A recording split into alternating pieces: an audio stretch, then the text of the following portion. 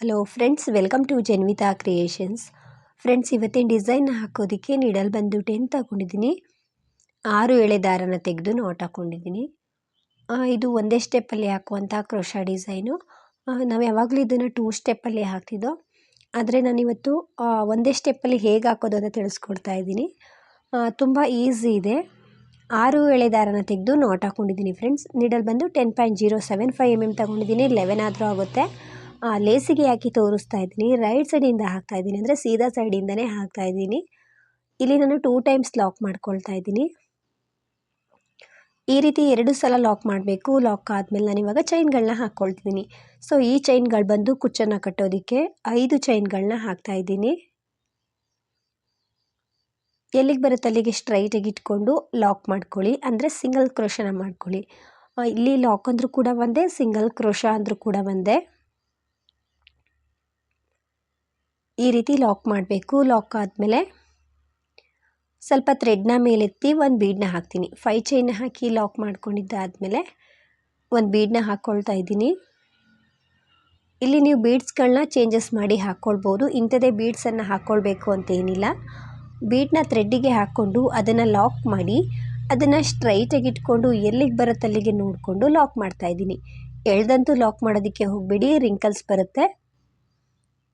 ಬೀಡನ್ನ ಹಾಕಿ ಬೀಡನ್ನ ಲಾಕ್ ಮಾಡಿ ಲೇಸ್ ಮೇಲೆ ಒಂದು ಸಲ ಲಾಕ್ ಮಾಡಿಕೊಂಡೆ. ಇವಾಗ ನಾನು ಚೈನ್ಗಳನ್ನ ಹಾಕ್ತಾಯಿದ್ದೀನಿ.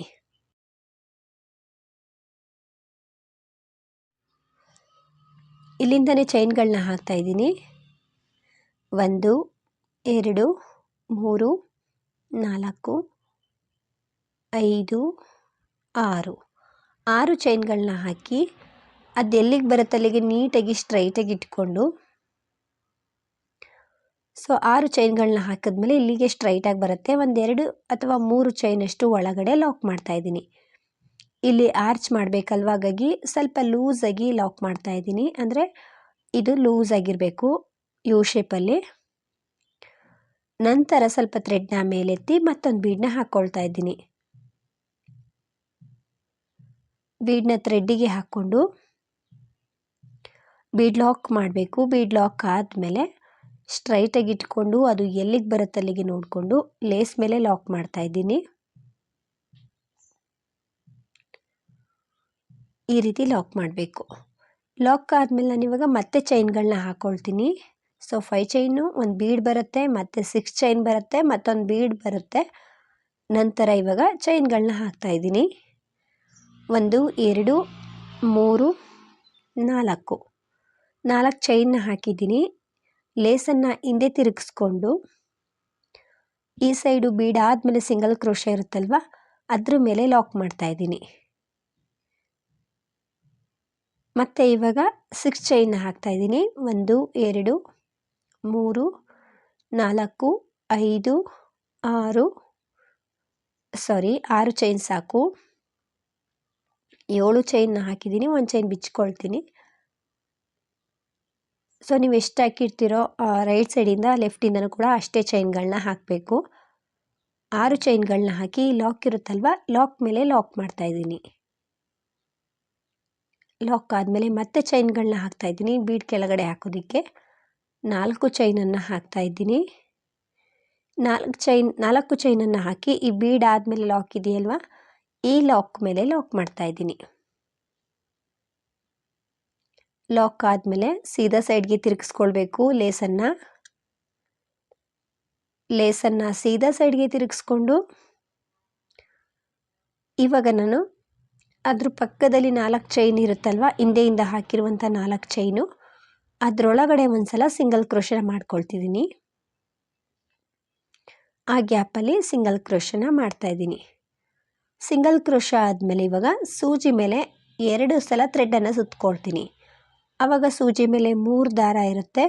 ಇಲ್ಲಿ 6 ಚೈನ್ದು 2 ದಾರ ಇರುತ್ತಲ್ವ, ಒಟ್ಟಿಗೆ 2 ಕೂಡ ಸೇರಿಸ್ಕೊಂಡಂಗೆ ನಿಡಲ್ನ ಹಾಕಿ ಥ್ರೆಡ್ನ ತಂದರೆ ಸೂಜಿ ಮೇಲೆ 4 ಲೂಪ್ ಇರುತ್ತೆ. ಈ ರೀತಿ 4 ದಾರ ಇರುತ್ತೆ ಸೂಜಿ ಮೇಲೆ. ಇವಾಗ ನಾವು 2 ಲೂಪಲ್ಲಿ ಥ್ರೆಡ್ಡನ್ನು ಮೇಲ್ ಪಾಸ್ ಮಾಡ್ತಾ ಬರಬೇಕು. 2ರಿಂದ 1, ಮತ್ತೆರಡು ಲೂಪಿಂದ 1, ಮತ್ತೆರಡು ಲೂಪಿಂದ 1 ತ್ರಿಬಲ್ ಕ್ರೋಶೆ ಕಂಬ ಆಗುತ್ತೆ. ಕಂಬ ಆದಮೇಲೆ ನಾನು 3 ಚೈನ್ನ ಹಾಕ್ತಾ ಇದ್ದೀನಿ. 1 2 3 3 ಚೈನ್ಗಳನ್ನ ಹಾಕಿ ಆ ತ್ರಿಬಲ್ ಕ್ರೋಶದ ಕಂಬದ ಕೆಳಗಡೆಯಿಂದ ಅಂದರೆ ಹಿಂದೆಯಿಂದ ಹೋಗಿ ಥ್ರೆಡನ್ನು ತಂದು ಲಾಕ್ ಮಾಡಬೇಕು. ಟೈಟಾಗಿ ಲಾಕ್ ಮಾಡ್ಕೊಳ್ಳಿ. ಆವಾಗ ತ್ರಿಬಲ್ ಕ್ರೋಶ ಕಂಬಕ್ಕೆ ಒಂದು ಪಿಕೌಟ್ ಆಗುತ್ತೆ. ಮತ್ತು ಸೂಜಿ ಮೇಲೆ ಥ್ರೆಡನ್ನು ಸುತ್ತಕೊಂಡು ಆ 6 ಚೈನ್ ಗ್ಯಾಪಲ್ಲಿ ಹೋಗಿ ಥ್ರೆಡನ್ನು ತಂದು ತ್ರಿಬಲ್ ಕ್ರೋಶ ಕಂಬನ ಮಾಡಬೇಕು. 2ರಿಂದ 1 2ರಿಂದ 1 ಮತ್ತೆರಡು ಲೂಪಿಂದ 1 ತ್ರಿಬಲ್ ಕ್ರೋಶ ಕಂಬ ಆದಮೇಲೆ 3 ಚೈನ್ನ ಹಾಕಬೇಕು. 1 2 3 ನಂತರ ಅದೇ ಕಂಬಕ್ಕೇ ಲಾಕ್ ಮಾಡಬೇಕು. ಅಂದರೆ ಕಂಬದ ಕೆಳಗಡೆಯಿಂದ ಹೋಗಿ ಥ್ರೆಡ್ನ ತಂದು ಲಾಕ್ ಮಾಡಿದ್ರೆ ತ್ರಿಬಲ್ ಕ್ರೋಶ ಕಂಬಕ್ಕೆ ಪಿಕೌಟ್ ಆಗುತ್ತೆ. ಮತ್ತೆ ಸೂಜಿ ಮೇಲೆ 2 ಸಲ ಥ್ರೆಡನ್ನು ಸುತ್ಕೊಳ್ತೀನಿ. ಈ ಸೇಮ್ ಪ್ಲೇಸ್ ಅಂದರೆ 6 ಚೈನ್ಗಳಿದೆಯಲ್ವಾ, ಆ ಎರಡನ್ನೂ ಕೂಡ ಒಟ್ಟಿಗೆ ಸೇರಿಸ್ಕೊಂಡಂಗೆ ನಾವು ಥ್ರೆಡನ್ನು ಮೇಲೆ ತರಬೇಕು. ಥ್ರೆಡನ್ನು ಮೇಲೆ ತಂದು ತ್ರಿಬಲ್ ಕ್ರೋಶ ಕಂಬನ ಮಾಡಿ 3 ಚೈನ್ನ ಹಾಕಬೇಕು. 3 ಚೈನ್ನ ಹಾಕಿ ಅದೇ ಕಂಬಕ್ಕೇ ಲಾಕ್ ಮಾಡಬೇಕು. ಅಂದರೆ ಕಂಬದ ಕೆಳಗಡೆಯಿಂದ ಹೋಗಿ ಥ್ರೆಡನ್ನು ತಂದು ಲಾಕ್ ಮಾಡಿದ್ರೆ ಪಿಕೌಟ್ ಆಗುತ್ತೆ. ಇದರಲ್ಲಿ ಸ್ವಲ್ಪ ಗ್ರ್ಯಾಂಡಾಗಿ ಬೇಕು ಅಂದರೆ ನೀವು ಪಿಕೌಟ್ ಮಾಡಬೇಕಿದ್ರೆ ಒಂದೊಂದು ಸ್ಮಾಲ್ ಬೀಡ್ಗಳನ್ನ ಹಾಕ್ಕೊಂಡು ಪಿಕೌಟ್ನ ಮಾಡಬಹುದು. ಮತ್ತೆ ನಾನು ತ್ರಿಬಲ್ ಕ್ರೋಶ ಕಂಬನ ಮಾಡ್ತಾಯಿದ್ದೀನಿ. ಕಂಬ ಆದಮೇಲೆ 3 ಚೈನ್ನ ಹಾಕಬೇಕು. ನಂತರ ಅದೇ ಕಂಬಕ್ಕೇ ಲಾಕ್ ಮಾಡಬೇಕು. ಫ್ರೆಂಡ್ಸ್, ಡಿಸೈನ್ ತುಂಬ ಈಸಿ ಇದೆ, ಎಲ್ಲರೂ ಕೂಡ ಹಾಕ್ಕೊಳ್ಳುವಂಥ ಡಿಸೈನು, ಕಷ್ಟ ಏನಿಲ್ಲ. ಸೊ ಇದನ್ನು ನಾವು 2 ಸ್ಟೆಪ್ಪಲ್ಲಿ ಹಾಕ್ತಿದ್ವಲ್ಲ, ಒಂದೇ ಸ್ಟೆಪ್ಪಲ್ಲಿ ಹಾಕ್ತಾಯಿದ್ದೀನಿ. ಸೊ ನೀಟಾಗಿ ಫಿನಿಶಿಂಗ್ ಬರುತ್ತೆ. ಇದನ್ನು ಒಂದೇ ಸ್ಟೆಪ್ಪಲ್ಲಿ ಹಾಕಿದ್ದೀವಿ ಅಂತಲೂ ಕೂಡ ಗೊತ್ತಾಗೋದಿಲ್ಲ. ಸೊ ತ್ರಿಬಲ್ ಕ್ರೋಶ ಕಂಬ ಆದಮೇಲೆ 3 ಚೈನ್ನ ಹಾಕಿ ಅದೇ ಕಂಬಕ್ಕೇ ಲಾಕ್ ಮಾಡ್ತಾಯಿದ್ದೀನಿ.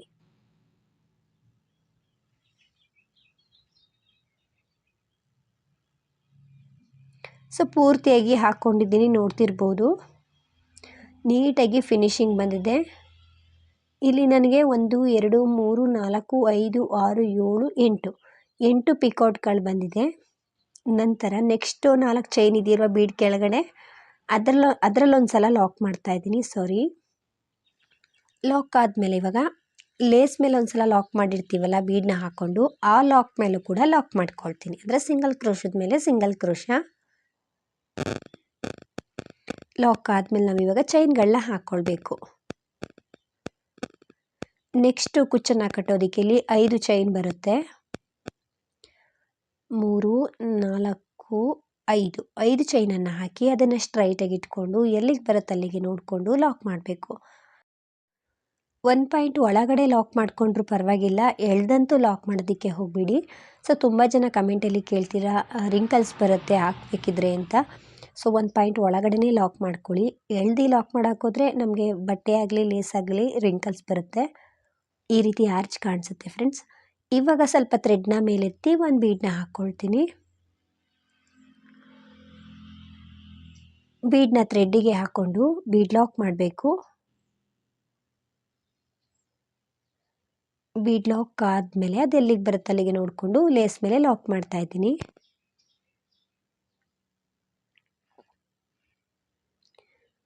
ಲಾಕ್ ಆದಮೇಲೆ ಇವಾಗ 6 ಚೈನ್ಗಳನ್ನ ಹಾಕಬೇಕು ಆರ್ಚ್ ಮಾಡೋದಕ್ಕೆ. 2 3 4 5 6 ಚೈನ್ಗಳನ್ನ ಹಾಕಿ ಎಲ್ಲಿಗೆ ಬರುತ್ತೆ ಅಲ್ಲಿಗೆ ನೋಡಿಕೊಂಡು 1-2 ಪಾಯಿಂಟ್ ಅಷ್ಟು ಒಳಗಡೆ ಲಾಕ್ ಮಾಡಬೇಕು.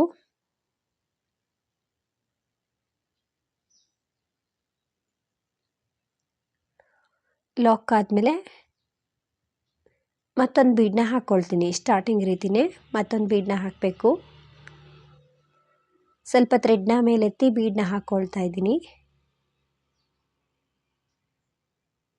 ಬೀಡನ್ನ ಥ್ರೆಡ್ಡಿಗೆ ಹಾಕ್ಕೊಂಡು ಬೀಡ್ ಲಾಕ್ ಮಾಡಿ ನಂತರ ಅದು ಎಲ್ಲಿಗೆ ಬರುತ್ತೆ ಅಲ್ಲಿಗೆ ನೋಡಿಕೊಂಡು ಲೇಸ್ ಮೇಲೆ ಲಾಕ್ ಮಾಡ್ತಾ ಇದ್ದೀನಿ.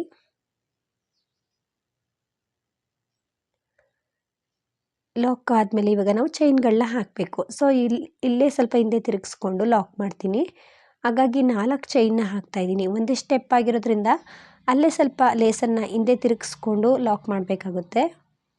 4 ಚೈನ್ನ ಹಾಕಿ ಹಿಂದೆ ತಿರುಗಿಸ್ಕೊಂಡು ಈ ಸೈಡ್ ಲಾಕ್ ಇರುತ್ತೆ ನೋಡಿ, ಅಲ್ಲಿ ಲಾಕ್ ಮಾಡ್ತಾಯಿದ್ದೀನಿ. ಈ 4 ಚೈನ್ಗಳು ಅಷ್ಟೇ, ನೀವು ಯಾವ ಸೈಜಲ್ಲಿ ಬೀಡನ್ನ ತಗೊಂಡಿರ್ತೀರೋ ಅದ್ರ ಮೇಲೆ ಡಿಪೆಂಡ್ ಆಗಿರುತ್ತೆ. ಇದಕ್ಕಿಂತ ಬಿಗ್ ಸೈಜ್ ತಗೊಂಡ್ರೆ 5 ಚೈನ್ನಾದರೂ ಹಾಕಬೇಕಾಗುತ್ತೆ. ಸೊ ನೋಡಿಕೊಂಡು ಹಾಕ್ಕೊಳ್ಳಿ. ಮತ್ತೆ ರಿಪೀಟ್ ನಾನಿಲ್ಲಿ 6 ಚೈನ್ಗಳನ್ನ ಹಾಕಿದ್ದೀನಿ. ಲಾಕ್ ಇರೋ ಕಡೆ ಲಾಕ್ ಮಾಡ್ತಾಯಿದ್ದೀನಿ. ಲಾಕ್ ಆದಮೇಲೆ ಮತ್ತೆ ನಾವು 4 ಚೈನ್ನ ಹಾಕಬೇಕು. 4 ಚೈನ್ನ ಹಾಕಿ ಬೀಡ್ ಆದಮೇಲೆ ಲಾಕ್ ಇದೆಯಲ್ವ ಅಲ್ಲಿ ಲಾಕ್ ಮಾಡ್ತಾಯಿದ್ದೀನಿ. ಲಾಕ್ ಆದಮೇಲೆ ಇವಾಗ ಸೀದಾ ಸೈಡ್ಗೆ ತಿರುಗಿಸ್ಕೊಳ್ಬೇಕು. ಸೀದಾ ಸೈಡ್ಗೆ ತಿರುಗಿಸ್ಕೊಂಡ್ಮೇಲೆ ನಾವು ಇಲ್ಲಿಂದಾದರೂ ಬೇಕಿದ್ರೆ ನೀವು ತ್ರಿಬಲ್ ಕ್ರೋಶೆ ಕಂಬನ ಮಾಡ್ಬೋದು, ಅಥವಾ ಬೀಡ್ ಕೆಳಗಡೆ 4 ಚೈನ್ ಇದೆಯಲ್ವ ಅಲ್ಲೊಂದ್ಸಲ ಸಿಂಗಲ್ ಕ್ರೋಶನ ಮಾಡ್ಬೋದು. ನಾನು ಸ್ಟಾರ್ಟಿಂಗ್ ರೀತಿಯೇ ಆ 4 ಚೈನ್ ಗ್ಯಾಪಲ್ಲಿ ಒಂದ್ಸಲ ಸಿಂಗಲ್ ಕ್ರೋಶನ ಮಾಡಿ ತ್ರಿಬಲ್ ಕ್ರೋಶೆ ಕಂಬನ ಮಾಡ್ತಾಯಿದ್ದೀನಿ. ಈ 2 6 ಚೈನ್ಗಳಿದೆಯಲ್ವ ಆ ಎರಡನ್ನು ಕೂಡ ಒಟ್ಟಿಗೆ ಸೇರಿಸ್ಕೊಂಡಂಗೆ ನಿಡಲ್ನ ಹಾಕಿ ಥ್ರೆಡ್ನ ತಂದು ತ್ರಿಬಲ್ ಕ್ರೋಶೆ ಕಂಬನ ಮಾಡ್ತಾಯಿದ್ದೀನಿ. ತ್ರಿಬಲ್ ಕ್ರೋಶೆ ಕಂಬನ ಮಾಡಿ 3 ಚೈನ್ನ ಹಾಕಿ ಅದೇ ಕಂಬಕ್ಕೇ ಲಾಕ್ ಮಾಡ್ತಾಯಿದ್ದೀನಿ. ಫ್ರೆಂಡ್ಸ್ ಇಲ್ಲಿ ನಾನು ಕೊನೆಯವರೆಗೂ ಹಾಕ್ಕೊಂಡು ಬಂದಿದ್ದೀನಿ, ಸ್ವಲ್ಪ ದೂರ ಹಾಕಿದ್ದೀನಿ. ಸೊ ಕೊನೆಯಲ್ಲೂ ಕೂಡ 5 ಚೈನ್ ಆದಮೇಲೆ 1-2 ಸಲ ಸಿಂಗಲ್ ಕ್ರೋಶನ ಮಾಡಿ 1-2-3 ಚೈನ್ಗಳನ್ನ ಹಾಕ್ಕೊಂಡು ಥ್ರೆಡ್ಡನ್ನು ಕಟ್ ಮಾಡ್ತಾಯಿದ್ದೀನಿ. ಈ ಥ್ರೆಡ್ಡನ್ನು ನೀವೇನಾದರೂ ಸೀರೆಗೆ ಹಾಕಬೇಕಿದ್ರೆ ಕುಚ್ಚನ್ನು ಕಟ್ಟಬೇಕಿದ್ರೆ ಜೊತೆಗೇ ಸೇರಿಸ್ಕೊಂಡು ಕಟ್ಕೊಳ್ಳಿ, ಅದು ಬಿಚ್ಚೋಗೋದಿಲ್ಲ.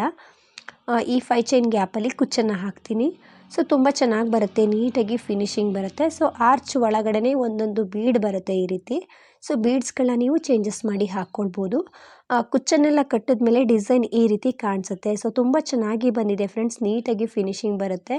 ಸೊ ಟೂ ಸ್ಟೆಪ್ಪಲ್ಲಿ ಹಾಕುವಂಥ ಡಿಸೈನು ಈ ರೀತಿ ಒಂದೇ ಸ್ಟೆಪ್ಪಲ್ಲಿ ಹಾಕ್ಕೊಳ್ಬೋದು. ಸ್ವಲ್ಪ ಟೈಮು ಕೂಡ ಸೇವ್ ಆಗುತ್ತೆ. ಪ್ರೈಸ್ ಬಂದು ಇದಕ್ಕೆ ಒಂದು 500ವರೆಗೂ ಚಾರ್ಜ್ ಮಾಡ್ಬೋದು.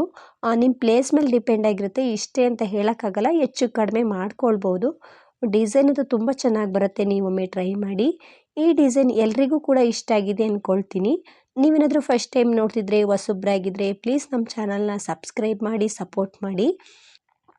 ಫೇಸ್ಬುಕ್ಕಲ್ಲಿ ಏನಾದರೂ ನೋಡ್ತಿದ್ರೆ ಫೇಸ್ಬುಕ್ ಪೇಜನ್ನು ಫಾಲೋ ಮಾಡಿ.